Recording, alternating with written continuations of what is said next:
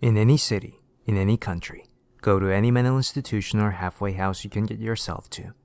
When you reach the front desk, ask for something called the holder of the speed. The worker should become motionless. Look around yourself. If everything else becomes motionless, you're on the right path. If you're not, no one shall know of your demise. This'll make it all the worse. You'll notice that moving around and breathing will become gradually, but increasingly difficult.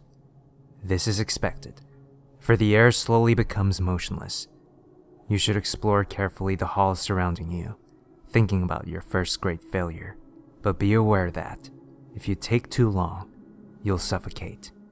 Your objective is to find the child who still moves amidst all the surrounding statuesque shapes.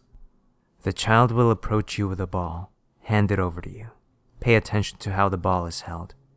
The child will then declare, "You're it," and then run outside the room, always giggling. What you'll have to do is return the ball.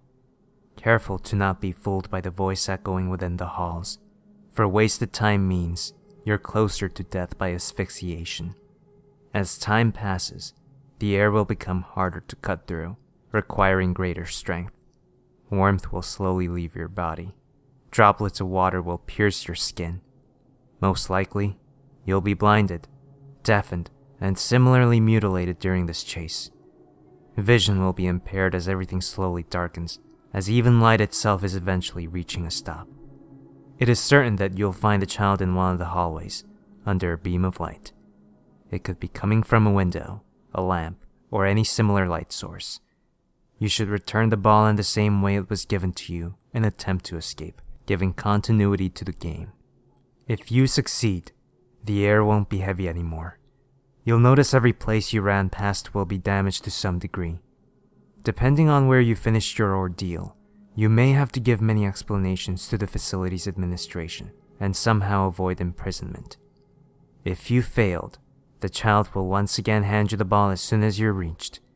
He'll then again declare, "You're it," and dash through the corridors. You'll probably die, pierced by the air's humidity and suffocated, before you can reach the infant a second time.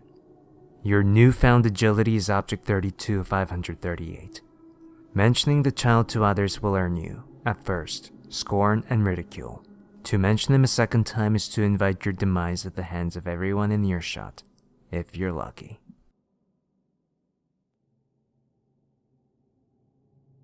In any city, in any country, go to any mental institution or halfway house inn you can get yourself to. When you reach the front desk, ask to visit someone who calls himself the holder of the wind. The receptionist will then walk off, as if you aren't even there. Follow the receptionist. After 5 minutes of what seems like aimless walking, the receptionist will begin to whistle. If it is a tune you recognize, then continue to follow. If you do not recognize the song, try to remember the better times of your life, as from there out, you'll know nothing but the endless pain of your own personal hell.